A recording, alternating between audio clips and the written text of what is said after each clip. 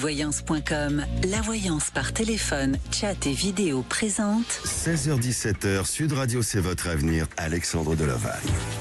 Bonjour à tous, ravi de vous retrouver mes chers auditeurs de Sud Radio et merci d'être aussi au rendez-vous de votre émission, c'est votre avenir. Alors, avez-vous déjà vécu une relation amoureuse sous l'emprise? Je ne vous le souhaite pas et bien évidemment, mais l'emprise peut entraîner des dommages psychologiques et émotionnels importants chez la personne qui en est malheureusement victime. Il est important de reconnaître les signes de l'emprise et de chercher de l'aide si l'on soupçonne être dans cette situation d'emprise ou si l'on connaît quelqu'un qui en est victime.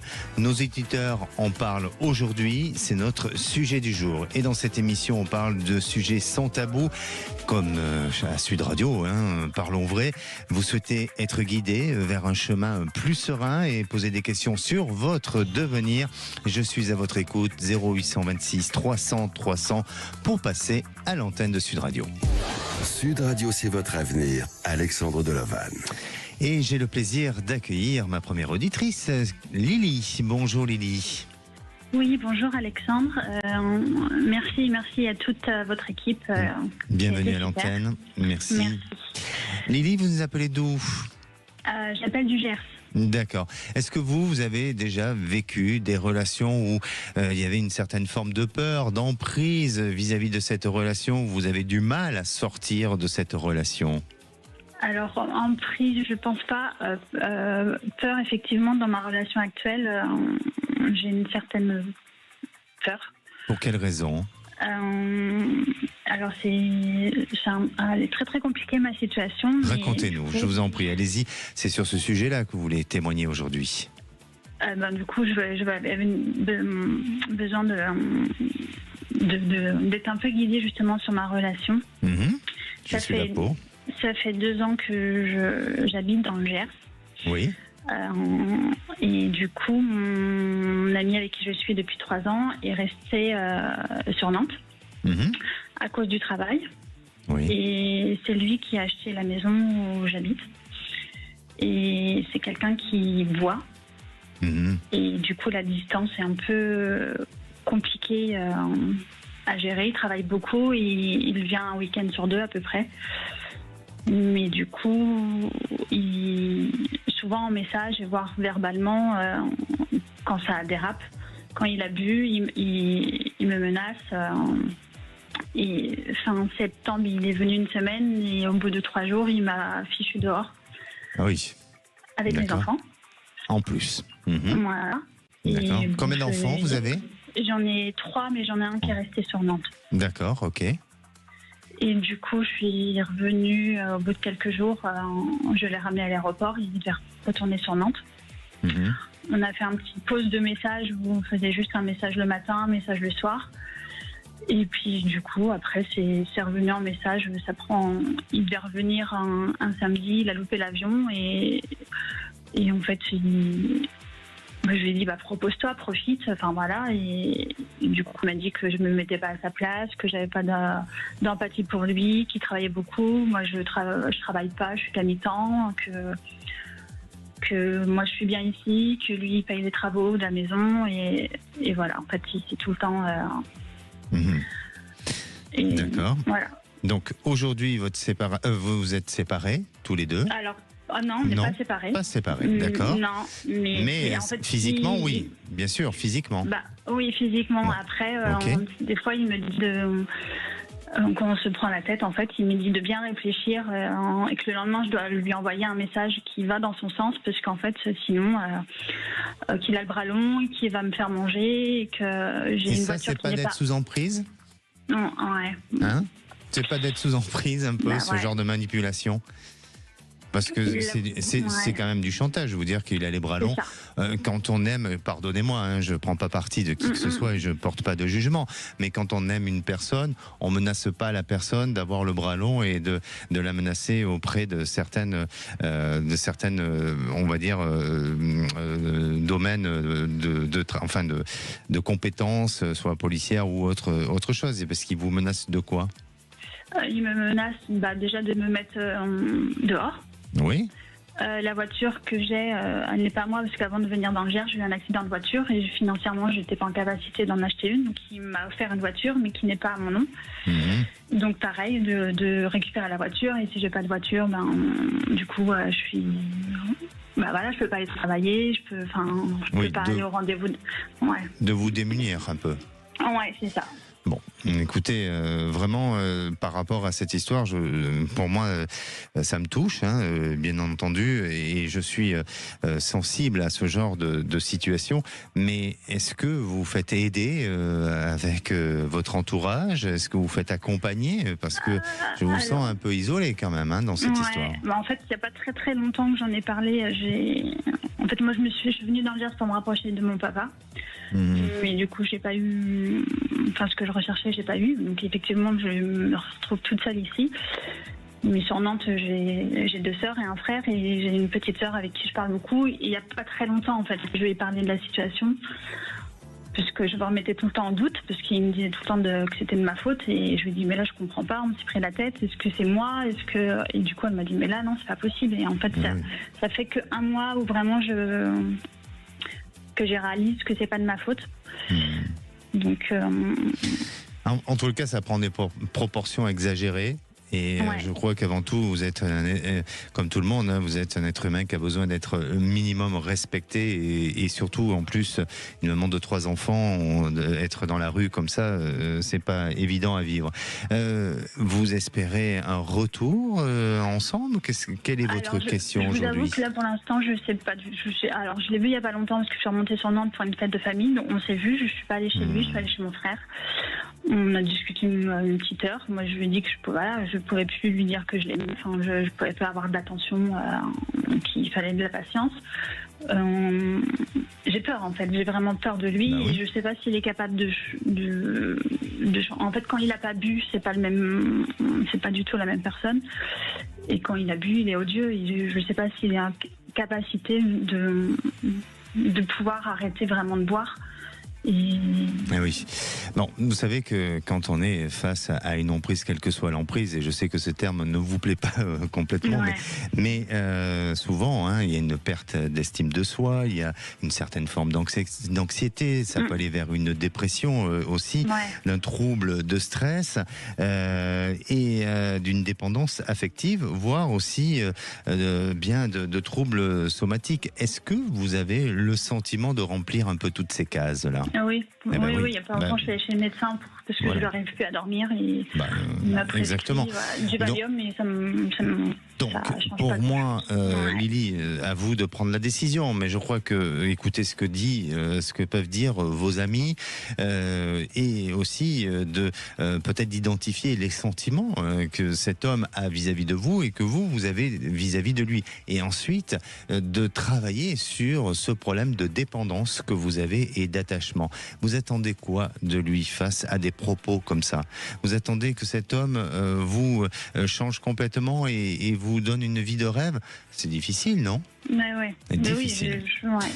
Bien, faites-vous aider. Vraiment, je sens que autour de vous, notamment peut-être par le biais de votre papa, il y a une possibilité de protection. Il y a quelque chose qui peut ressortir par rapport à ça. Vous avez eu raison de vous rapprocher de votre père et puis résister, rester dans vos convictions, travailler sur votre estime, sur l'estime de soi, travailler bien dessus. Quelles sont les limites des valeurs à accepter et celles dont vous ne pouvez pas accepter et qui ont dépassé vos propres valeurs.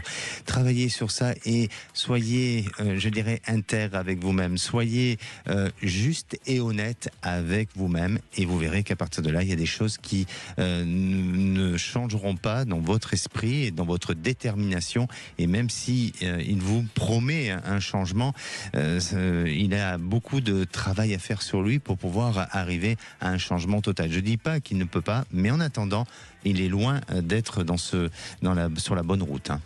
Ouais. Mais quand je lui dis justement, quand je l'ai au téléphone et qu'il me dit réfléchis bien à tout ça, et je lui dis mais je vais pas m'excuser parce que j'ai rien fait, en fait je fais rien de mal.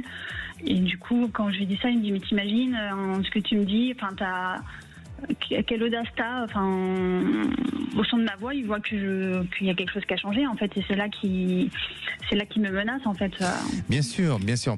Après, voilà, je crois que je veux pas porter de jugement à cet homme, hein, il a sûrement des qualités et tout ça, mais je crois que ensemble vous n'avez pas une compatibilité, sinon vous en serez pas arrivé à des événements qui sont un peu disproportionnés. Donc prenez du recul et essayez ensemble de discuter franchement et peut-être en décidant de changer les choses pour votre bien-être, pour votre sécurité et pour votre équilibre. D'accord ? Très bien. Pensez à vous dans un premier temps. N'hésitez pas à revenir vers nous, Lydie. D'accord. Très bien. Merci beaucoup. Merci. Passez une belle journée. Vous aussi. Merci. Au revoir. Ah oui, c'est pas évident d'être sous l'emprise d'une relation amoureuse. On va en parler juste après le temps d'une pause et on retrouvera Isabelle. Isabelle est avec son compagnon depuis 10 ans et à plusieurs reprises, elle a essayé de le quitter. Elle se sentait méprisée par ses paroles dévalorisantes avec même des humiliations et aujourd'hui, elle est de nouveau en train de mettre fin à cette relation. Alors elle espère que cette fois-ci, ça va être la bonne et puis bien sûr, je vous parlerai un peu du sujet du jour. Ne bougez pas. Sud Radio, votre attention est notre plus belle récompense. Ça donne beaucoup de bien aux gens, rien que de vous écouter à la radio régulièrement. C'est très agréable, c'est rare. Bon, ben écoutez, vous voulez me rendre ému, je le suis un peu. Sud Radio, parlons vrai. 16h-17h, Sud Radio, c'est votre avenir. Alexandre Delovac. Et de retour dans votre émission, c'est votre avenir. Alors vous vous posez des questions sur votre futur. Rien de plus normal, hein. C'est tout à fait normal qu'on puisse se poser des questions. Eh bien, un seul numéro, 0826 300 300, Zach au standard vous répondra. Et aujourd'hui, on parle de l'emprise d'une relation amoureuse et comment reconnaître que vous êtes dans une relation sous emprise. Eh bien, si vous êtes de plus en plus isolé, que vous ne prenez plus de décisions, même vous concernant, votre partenaire vous critique et vous dévalorise, et qu'il y a une communication difficile basée sur le chantage et l'intimidation avec l'utilisation de la manipulation, vous êtes bien dans une relation de l'emprise amoureuse. Comment s'en défaire ? Eh bien, le processus est difficile et complexe et c'est tout à fait possible avec de l'aide et un soutien approprié. Alors, il y a quelques étapes pour sortir de cette emprise amoureuse. Dans un premier temps, prendre conscience de la situation, rompre tout contact avec votre partenaire, chercher du soutien auprès de personnes de confiance, de la famille, des amis ou de professionnels, mais aussi d'aide aux victimes de violences par rapport à des associations, apprendre à se faire confiance en écoutant ses propres sentiments, chercher un accompagnement thérapeutique pour vous aider à surmonter les effets de l'emprise et surtout à reconstruire votre vie. Et si vous arrivez à dépasser toutes ces étapes-là, vous verrez que vous allez gagner une grande victoire. Et à présent, j'accueille Isabelle. Bonjour Isabelle. Bonjour Alexandra. Bienvenue à l'antenne de Sud Radio Isabelle. Merci beaucoup. Isabelle, vous avez 53 ans, vous nous appelez de l'Occitanie. Oui, c'est ça. C'est ça, hein. Est-ce que l'emprise vous parle ? Oui, me parle, oui. Je crois que par rapport à votre histoire, c'est aussi un peu difficile, non ? Oui, c'est compliqué. C'est compliqué. Racontez-nous. Écoutez, moi je suis en couple depuis environ une dizaine d'années et je me suis sentie petit à petit isolée, en perte de confiance de plus en plus. Manque d'initiative, suite aussi parfois à des paroles humiliantes. Oui. J'ai pas forcément été attentive à ce que me disait mon entourage amical, duquel je me suis un petit peu détournée. En cette période-là, durant cette période, est-ce que vous avez douté de vous ? Complètement. Complètement. D'accord. Et est-ce que cet homme vous fait douter, ou en tous les cas, de tout ce que vous pouvez faire, des bonnes actions que vous pouvez faire au quotidien ? Ça dépend. Il y a des moments oui, il y a des moments non. C'est ce qui est compliqué dans ces situations-là, où l'autre est capable du meilleur, mais du pire aussi. Et du coup, on se remet en question, en ne sachant plus où on est, en perdant notre boussole, le nord. Bien sûr. Et c'est ce qui est très compliqué. Il a été comme ça avec vous depuis le début de la relation, c'est-à-dire depuis 10 ans, ou est-ce que ça s'est accentué avec le temps? Je pense que les paroles humiliantes, elles ont été présentes assez rapidement. Oui. Mais sous le feu de l'amour, la passion, on n'y fait pas forcément attention. L'entourage peut alerter, mais on ne le crédite pas non plus. Et après, ça s'est amélioré puisque on a pu en discuter. Oui. Alors, pas de l'emprise, mais de cette façon, ce rapport à l'autre qui était méprisant et humiliant. Oui. Mais en fait, ça s'arrange sur du court terme et puis ça revient. Et, voilà. cette situation méprisante et humiliante qu'il pouvait vous faire vivre, il le faisait juste en intimité ou avec devant le monde? D'accord. Est-ce qu'il y a eu, est-ce que vous êtes intéressé à son passif, affectif, sentimental? Est-ce qu'il y a eu déjà des schémas? Je m'interroge plus maintenant parce que jusqu'alors, j'ai pas du tout, je me suis pas du tout renseignée, j'ai pas recherché, non. Et ça, c'est important pour nos auditeurs, justement. Je crois que c'est pas uniquement pour la curiosité. Quand on rencontre quelqu'un, c'est important de apprendre à connaître l'autre, de son vécu, de ses expériences du passé, parce que bien sûr que la personne peut vous donner des informations à son avantage, évidemment, mais malgré tout, il y a certains indices qui ne trompent pas et qui vous permettent aussi d'avoir quelques petites indications et surtout de pouvoir arriver à donner un peu plus confiance sur des doutes que vous pourriez avoir. Alors, je ne veux pas dire que vous avez fait une erreur à ce niveau-là, parce que vous avez fait totalement confiance et parce que votre cœur s'est totalement ouvert. Mais aujourd'hui, comment vous avez fait pour arriver à en sortir? Parce que vous n'en êtes pas complètement sorti encore de cette histoire. Non, loin de là, loin de là. Loin de là. Écoutez, j'ai fini par aller consulter une psychologue. C'est bien. Qui m'a fait prendre conscience de la situation. Oui. Et puis, j'essaie d'avancer, mais des fois, il y a un pas en avant, 2 pas en arrière. C'est très compliqué. Vous avez peur quand vous rentrez à la maison? Pas une peur physique, mais j'ai une appréhension et une non-envie de rentrer. Et vous avez une appréhension de ses réactions à lui? Oui, parce que je sens que je suis empêtrée dans quelque chose qui est toxique pour moi, mais dont sur l'usage et l'usure, dont j'ai du mal à me défaire parce que je suis épuisée. Bien sûr. Et vous avez un soutien de votre entourage? Oui, familial, amical, bien sûr. Familial et surtout amical, oui. Alors, quelle est votre décision aujourd'hui et quelle est votre question? Alors, je souhaiterais mettre fin à cette relation, mais ma question c'est, est-ce que je vais y arriver? Parce que j'ai tenté d'y mettre fin à plusieurs reprises. Et ma question c'est, est-ce que je vais y arriver et quand je vais y arriver? Parce que je sens que c'est salutaire et qu'il le faut absolument pour moi. Et quand je suis face à lui, je perds mes moyens et je suis comme une enfant devant un parent. C'est ça l'emprise. C'est ça l'emprise. Vous n'avez pas le choix d'y arriver. Vous n'avez vraiment pas le choix parce que c'est ce que vous voulez, Isabelle.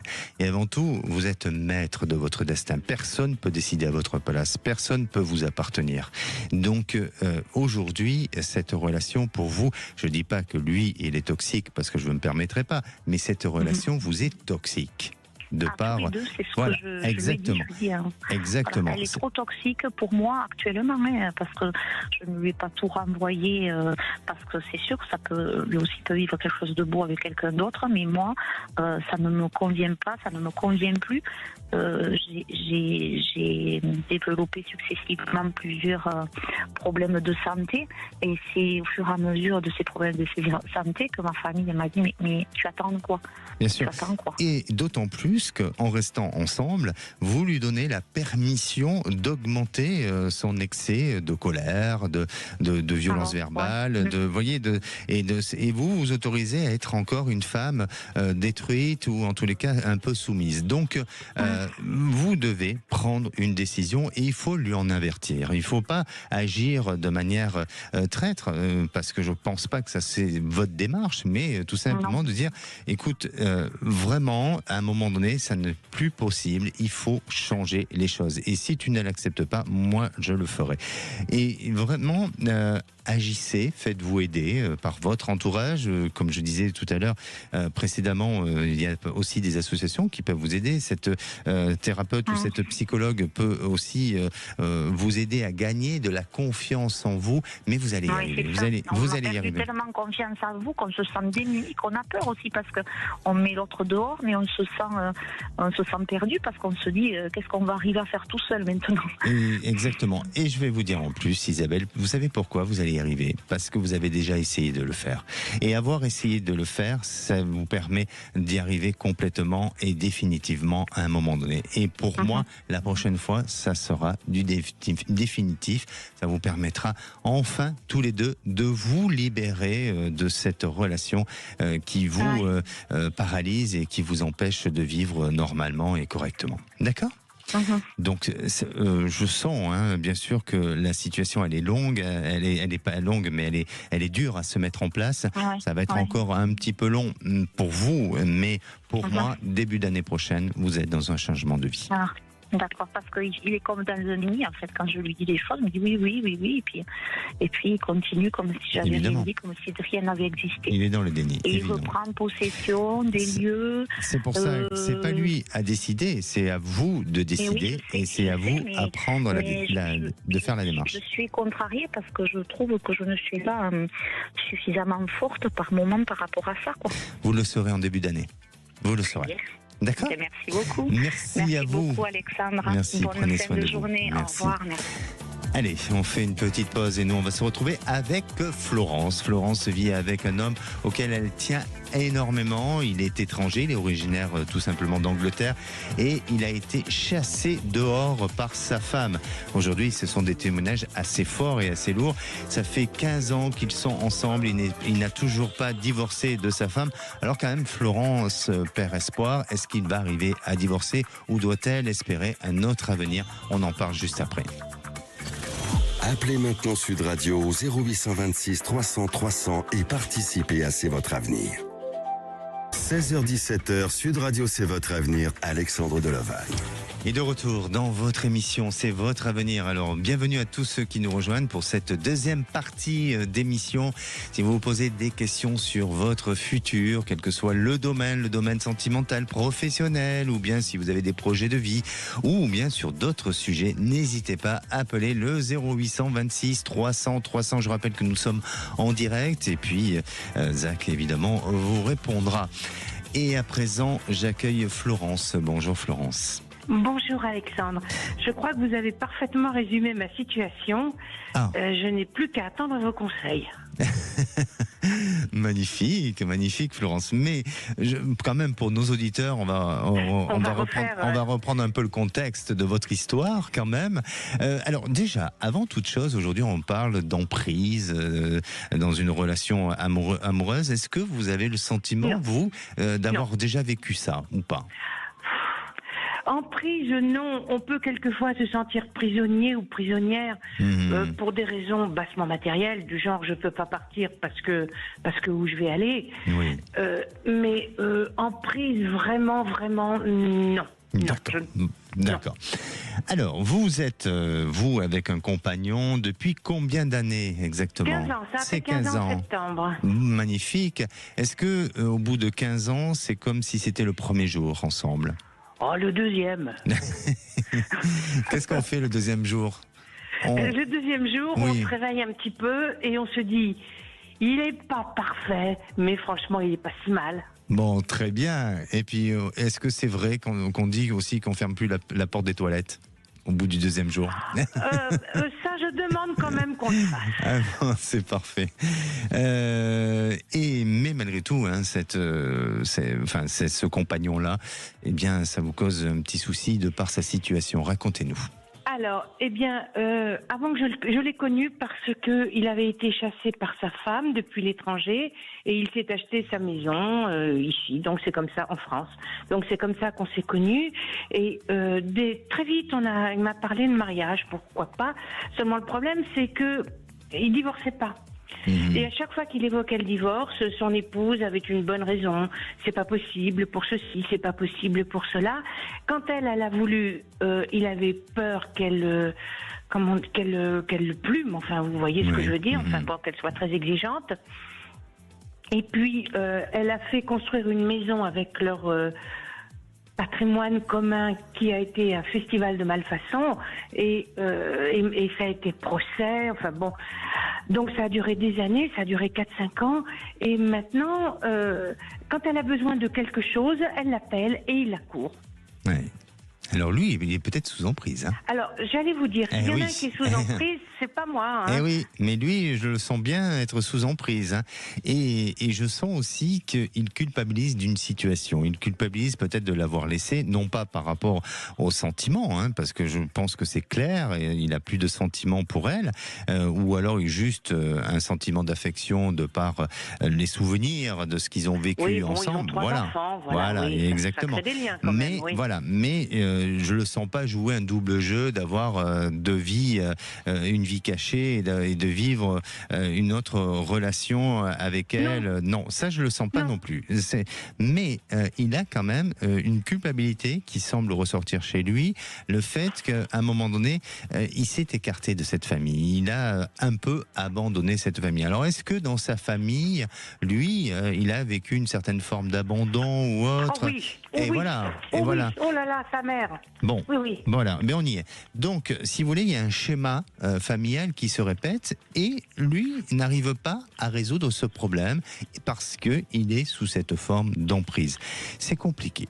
C'est compliqué parce que je le sens enchaîné dans quelque chose dont il a conscience et il vous dira toujours oui, je vais le faire, mais je ne le fais pas. Et c'est un peu le cas, non ? Bah c'est ça, on n'avance pas. Hein. Et on n'avance pas. Et encore maintenant, il me dit même pas je vais le faire, il me dit ne me mets pas la pression. Oui. Enfin, d'accord. Parce qu'il culpabilise à nouveau. Il culpabilise de ne pas le faire et vis-à-vis d'elle. Et pardon ? Vis-à-vis d'elle. Vis-à-vis d'elle et vis-à-vis de vous aussi, parce qu'il ne tient pas son engagement. Et c'est un homme qui est malheureux aujourd'hui. Oui, évidemment. Il m'a dit le terme qu'il m'a dit, je me sens tiraillé, je me sens écartelé. Exactement. Ça c'est. Il est sur pression. Et est-ce que il a jamais eu la démarche d'aller voir un psy pour l'aider à essayer d'y voir plus clair sur la situation? Non, parce que justement, son épouse est psychologue. Alors, elle n'exerce pas, mais elle en a la formation, elle en a les diplômes. Et elle sait parfaitement se servir de ses diplômes. Oui. Bon, quelle est votre question, ma chère Alors, Florence? ma question, est-ce que je vais finir Oui, parce que est-ce que je vais finir par avoir une existence légale, officielle? Alors, je vais vous dire, il y a 2 choses. Cet homme vous aime. De ce que je ressens, hein, bien sûr, je ne parle pas à sa place, évidemment, mais je sens que cet homme vous aime, il tient à vous. Et par contre, sa femme a décidé de le tenir jusqu'au bout. Enfin, sa femme, son ex-femme. Hein. Oui, pour le fric, hein. Mais bien sûr, de le tenir jusqu'au bout. Donc, c'est une histoire à 3. Et non pas. Absolument. Voilà, c'est une histoire à 3. Donc peut-être qu'il faut voir avec lui pour qu'il vous protège autrement et différemment. Prenez rendez-vous chez un notaire, essayez de voir comment on pourrait faire pour que vous puissiez être protégé d'une situation et à un moment donné, du fait qu'ils vivent plus ensemble, lui se débarrasser de certaines choses et peut-être pas de acter tout, mais tout au moins de vous protéger. Parce que pour moi, je sens que par ce biais-là, il y a une solution. Il y a des solutions, mais il faut vous faire aider, vous faire conseiller par des personnes de la justice. Et là, ça va le faire. Parce que ça lui fait peur. Vous savez, en fait, il a peur de lui dire, mais ne le lui dis pas. C'est tout simple. Hein. De lui dire quoi? Que vous êtes ensemble? De lui dire, j'ai fait ça pour Flo. Mais il n'a pas de compte à rendre, ils sont séparés. Oui. Ils sont séparés. Oui. Donc, même s'ils n'ont pas divorcé officiellement, c'est tout comme. Au bout de combien de temps, ça fait combien de temps qu'ils sont séparés? 22 ans. 22 ans, vous imaginez. Mais justement, elle a trouvé le moyen de le faire domicilier chez eux. Sur le papier, ils sont encore ensemble au même domicile. Alors, là, je vous donne juste un conseil, hein, Florence. Oui. Essayez de prendre un rendez-vous avec un notaire ou un avocat qui a les compétences, non pas de l'amener vers la justice et vers une procédure, pas du tout, mais de dire, voilà, vous possédez ça, vous avez ça. Pour votre compagne actuelle, c'est bien d'agir de cette manière-là. Moi, je n'ai pas les compétences pour vous conseiller dans ce sens-là, mais j'ai juste la compétence de vous dire que de ce que je perçois, et c'est par ce biais-là où il y a des solutions, et vous, ça va vous sécuriser. Et puis, vous verrez que par la suite, cet homme, il voudra changer les choses, et vous serez amenés à pouvoir officialiser tous les deux. C'est pas tout de suite, mais vous serez amenés à pouvoir officialiser parce que cet homme vous aime et il ne veut surtout pas que cette relation s'arrête. D'accord. Bon, finalement, ça finit bien, votre conseil. Les histoires se finissent toujours bien, hein. Comme en général, hein, comme la chanson. Hein. Oui, absolument. Je vous remercie, Alexandre. Merci à vous, je vous embrasse très fort. Moi aussi, au revoir. À très bientôt. Et la parole est à Corinne. Bonjour Corinne. Bonjour Alexandre. Bienvenue à l'antenne de Sud Radio. Merci beaucoup. Corinne, que puis-je pour vous? Voilà, j'aurais une question à vous poser, si c'était possible. Oui. Je voudrais savoir si je vais rencontrer quelqu'un ou pas. Ah, vous croyez encore à l'amour? J'y crois, mais j'y crois parce que je me dis qu'à quelque part il y a quelqu'un pour moi, sûrement. Mais vous avez été meurtrie quand même un petit peu, hein? Ah oui, voilà, exactement. Mais j'y crois encore, je me dis que le temps d'années qui me reste à vivre, j'espère qu'il y a quelqu'un pour moi quelque part. Qu'est-ce que j'entends? Le temps d'années qui me reste à vivre. Je sais pas. Vous avez quel âge? Excusez-moi, j'ai 61. D'accord, et c'est compté à ce jour ou pas? C'est compté? Oui. Non, pas du tout. Alors, c'est quoi ce discours? Ouais, non, mais c'est parce que ça va faire bientôt 7 ans que je suis toute seule. Non, moi j'aurais préféré entendre, Corinne, le temps d'années qui me reste à vivre du bonheur. Ah, voilà. Ça, j'aurais préféré. Qui me reste à vivre du bonheur. Eh bien, il vous reste pas mal d'années. Alors, effectivement, hein, vous êtes dans cette volonté de rencontrer, et je crois que vous essayez justement de sortir de cette bulle dans laquelle vous avez été jusqu'à présent, mais vous essayez d'en sortir depuis peu. Hein. Ça fait pas très longtemps que vous essayez d'en sortir, non? Non, je vais vous dire, hein, je m'étais inscrite sur un site, bon, je suis tombée sur des personnes pas très, très bien, en fait. Bon, je les ai vus, mais on n'a fait que discuter, il n'y a pas eu de rapprochement, rien du tout. Oui. Et puis là, mes enfants me disent, maman, il faudrait quand même que tu essayes de trouver quelqu'un, parce que tu es encore une jolie femme pour l'âge que tu as. Et puis c'est vrai que moi, j'arrive maintenant où je veux rencontrer quelqu'un, je veux... Bien sûr. Je sais pas. Mais vous êtes dans cette démarche depuis combien de temps, Corinne? Pas très longtemps. 3 ans? Non, il n'y a pas... Comment? Un peu moins de 3 ans? Oh oui, un peu moins de 3 ans, oui. Hein? C'est tout récent, cette démarche. Oui, c'est ça, tout à fait, oui. Bon, pour moi, il y a une rencontre. Hein. Vous allez faire une rencontre. J'ai l'impression que... Alors, j'ai 5-6. Je sais pas dans 5-6 ans, pas du tout. 5-6, est-ce que c'est peut-être dans 5-6 mois ou peut-être à mai-juin, même si ça correspond à la même période, hein, puisqu'on est, on arrive en décembre. Mais pour moi, j'ai l'impression que vous êtes dans cette phase de renouveau, parce que énergétiquement, vous avez nettoyé quelque chose de votre passé.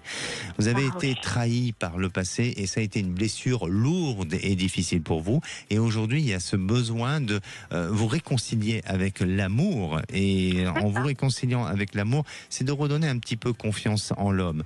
Bien sûr, pas dans la totalité, il faut faire très attention, parce que l'individu en soi, il faut être méfiant, mais malgré tout, il faut s'accorder la possibilité de se faire, d'ouvrir son cœur pour être aimé et pour pouvoir aimer l'autre aussi. Et ça, vous allez le faire parce que vous allez rencontrer une personne qui va vouloir essayer de vous aider et essayer de vous donner aussi confiance et de quelqu'un qui sera très très bienveillant envers vous. Et c'est pas par un site internet. Ça vient par les réseaux. Vous savez, Alexandre, je me suis enlevée d'ailleurs de ce site. Et depuis, bon, c'est vrai, je sors pas, donc je risque pas de rencontrer quelqu'un. Mais je me dis, peut-être, on ne sait jamais, en allant en course, en allant quelque part, peut-être que je tomberai sur quelqu'un. Oui, par réseau relationnel, ça viendra. D'accord ? Ok. Merci à vous, Corinne. Alors, vous m'avez dit. Oui, exactement. Prenez soin de vous. Merci beaucoup. Merci. Vous aussi. Merci, c'est gentil. Merci beaucoup. Au revoir. Et la parole est à Déborah. Bonjour, Déborah.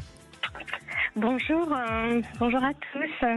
Bienvenue à l'antenne de Sud Radio. Déborah, vous avez été sélectionnée par le Standard et vous avez une question d'ordre sentimental, c'est bien ça ? Oui, tout à fait. Racontez-nous, Déborah. Effectivement, je souhaitais échanger avec vous parce que donc auparavant je résidais en Auvergne avec ma fille de 14 ans. J'étais en instance de divorce, situation de surendettement, enfin très compliquée. Je ne parvenais plus à subvenir à mes besoins. J'avais en parallèle rencontré quelqu'un. Du coup, j'ai tout quitté pour partir vivre avec cette personne dans les Pyrénées-Orientales. Oui. Pour déjà d'une part faciliter la tâche au point de vue financier. Je suis partie donc, mais sans ma fille. Donc le cœur déchiré, c'est son papa qui s'occupe d'elle. Je ne voulais surtout pas lui imposer cette situation à ma fille parce qu'on avait déjà beaucoup déménagé auparavant. Au moment où vous êtes partie, elle avait quel âge quand vous êtes partie? 13 ans, c'était il y a un an. Il y a juste un an. Okay, maintenant, elle en a 14. Donc, elle souhaitait rester vivre en Auvergne, chose que j'ai respectée. Donc, maintenant, ça fait un an que je suis là. Je vis très mal la distance entre elle et moi, parce que la communication à cet âge-là, déjà, n'est pas très évidente. On communique par téléphone rarement et par SMS, voilà, c'est très compliqué. C'est soit elle me répond par oui ou par non, alors que lorsque nous sommes ensemble, tout est très fluide et joyeux. Donc voilà, il y a un paradoxe tel qui m'est très difficile à vivre. Et je crains que cela, en fait, n'altère le lien que nous avons entre nous, surtout en cette période d'adolescence qui, tout le monde le sait, est complexe. Donc j'ai fait part de mes ressentis à mon compagnon parce que cela a un impact réel sur ma santé. Je suis hypersensible et du coup j'en perds l'usage de mes jambes, j'ai du mal à travailler, je suis très angoissée, je ne dors qu'avec des médicaments, enfin bref. Donc j'ai fait part de ces ressentis à mon compagnon en lui suggérant d'envisager notamment de partir quelque temps vivre en Auvergne, du moins jusqu'à la fin de la scolarité de la petite. Et face à ma détresse, malgré tout, mon compagnon m'a répondu que certes il m'aime, mais qu'il ne bougerait pas d'ici. Donc voilà, je suis tiraillée par mes émotions, mes sentiments, la raison aussi. Bien sûr. Alors, vraiment, Déborah, je pense que c'est difficile pour vous et extrêmement difficile parce que vous avez le cœur totalement déchiré, à la fois par rapport à la distance avec votre fille et puis aussi si vous prenez la décision de vous rapprocher de votre fille, eh bien, ça va mettre en péril votre relation sentimentale. Voilà. Il faut absolument, et là, je crois qu'il n'y a pas d'autre possibilité, c'est de vous faire accompagner par un psychologue pour justement que vous puissiez prendre la bonne décision et que cette décision vous appartienne réellement. Parce que votre fille, elle est en phase d'évolution, en phase de changement. Donc, il faut aussi voir quel est son état d'esprit à votre fille et est-ce qu'à un moment donné, elle ne va pas vous en vouloir de cette situation-là et de voir si vous revenez dans la région, qu'est-ce qui pourrait faciliter les choses pour que ensemble vous ne revenez pas pour payer une dette, mais tout simplement essayer de vous rapprocher toutes les deux. Et puis, en ce qui concerne votre compagnon, eh bien là aussi, c'est peut-être de trouver des compromis. Mais là, c'est très difficile parce que si je me mets dans la place et dans la peau d'un parent, je crois qu'un enfant, c'est notre ADN et il n'y a pas de choix à faire. Mais ça, c'est mon point de vue. Donc, je veux pas, je veux pas être sur le ressenti personnel. Je veux rester neutre par rapport à la situation. Mais je crois que c'est après une thérapie où vous allez pouvoir prendre cette décision avec vous-même. Et là, alors, pardonnez-moi, et je m'autorise, mais je ne veux pas vous donner la réponse volontairement. Parce que c'est votre enfant, parce que c'est vous, et je pense que pour moi c'est trop important de vous donner une réponse qui pourrait parfois, malheureusement avoir des conséquences sur votre vie. Donc je vous demande juste de vous faire suivre ou de vous faire aider par un psychologue et de prendre votre propre décision. Et puis,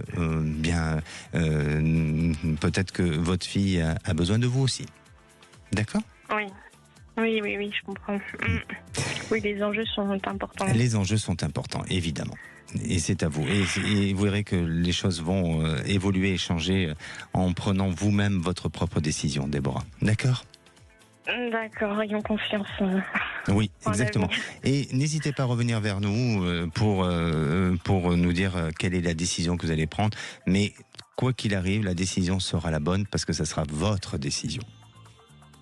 D'accord, très bien. C'est vrai que je comptais un peu sur... Je sais, bien sûr. C'est rare. Je crois que depuis que je suis à l'antenne de Sud Radio, c'est rare que ça m'arrive de répondre comme ça. Mais mon cœur, il parle de cette manière-là. Donc, je respecte de la manière dont mon cœur est en train de vous exprimer les choses. Et je suis pas là pour justement vous contrarier. Pas du tout. Au contraire, je suis là pour essayer de vous guider vers ce chemin. Et écoutez bien ce que je vous dis. Votre fille a besoin d'être à vos côtés aussi. Oui, d'accord. Très bien. Merci à vous. Oui. Prenez soin de vous, Déborah. Merci. Au revoir. À très bientôt. Allez, on se retrouve dans quelques minutes avec Monique. Monique habite un appartement depuis 23 ans. Elle est locataire, elle a effectué plusieurs travaux, mais aujourd'hui, elle n'en peut plus parce qu'elle vient de vivre une 5e inondation. Pas marrant l'histoire. Allez, on en parle juste après, le temps d'une pause. Retour de C'est votre avenir dans un instant sur Sud Radio.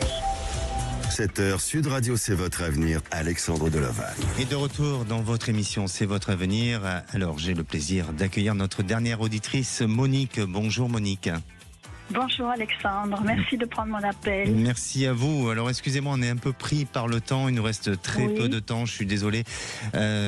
Aujourd'hui, vous souhaitez peut-être déménager, c'est ça ? Par rapport à votre appartement ? Voilà, je souhaite déménager. Enfin bon, je me demandais si vraiment c'était une bonne chose maintenant de changer carrément, parce que cette inondation, c'était l'inondation de trop. Alors, est-ce que c'est parce que j'ai passé une année très douloureuse que je gère moins bien cette inondation? Le problème, c'est que j'ai visité notre appartement, mais il faut que je donne mon accord, oui ou non, avant la fin de la semaine. Alors j'hésite parce que... Pardonnez-moi Monique. Désolé de vous couper la parole, mais je sens que c'est pas cet appartement. Je sens que vous allez prendre une autre décision. Ça demande encore un petit peu de temps. Vous allez déménager, vous allez changer, mais cette hésitation est trop forte. Et je vous sens pas encore être complètement prête à déménager et à partir. Vous allez, à partir du printemps prochain, vous verrez que là, il y aura une véritable prise de décision avec un lieu qui va complètement correspondre à vos attentes. D'accord ? Ah, d'accord. Merci beaucoup, Monique. Et puis, je vous invite à rester au standard. On va vous reprendre et on pourra poursuivre la conversation ensemble. Merci à vous. Merci. Allez, moi je vous dis à demain. Je vous souhaite une bonne fin de journée. La parole est aux vraies voix. Bonsoir, Philippe David. Bonsoir, Alexandre Delovan. Les débats des vraies voix ce soir, le grand débat à 17h30. 5 ans d'inéligibilité ont été requis contre Marine Le Pen, accusée d'avoir fait du Parlement européen sa vache à lait. Le RN dénonce le procès. Marine Le Pen va-t-elle être écartée de la présidentielle ? Et on vous pose cette question. Réquisition contre Marine Le Pen, est-ce une justice politique ? Est-ce que c'est une justice indépendante, impartiale, ou est-ce que pour vous c'est une justice politique ? Venez nous le dire au 0826 300 300. Le coup de projecteur des vraies voix. France-Israël ce soir au Stade de France. Macron, Sarkozy et Hollande présents, un geste de solidarité politique. Et on vous pose cette question après son absence à la manifestation contre l'antisémitisme. Macron a-t-il fait le bon choix en se rendant au match France-Israël ? Pour vous, c'est symbolique symbolique ou pour vous, il a bien fait de venir? Venez nous donner votre avis au 0826 300 300. Nos 3 vraies voix du jour, Philippe Bilger, François de Rugy et Nicolas Corato. Une bonne émission. 16h-17h, Sud Radio, c'est votre avenir, Alexandre Delovan. Avec idéalvoyance.com, la voyance par téléphone, chat et vidéo. Sud Radio.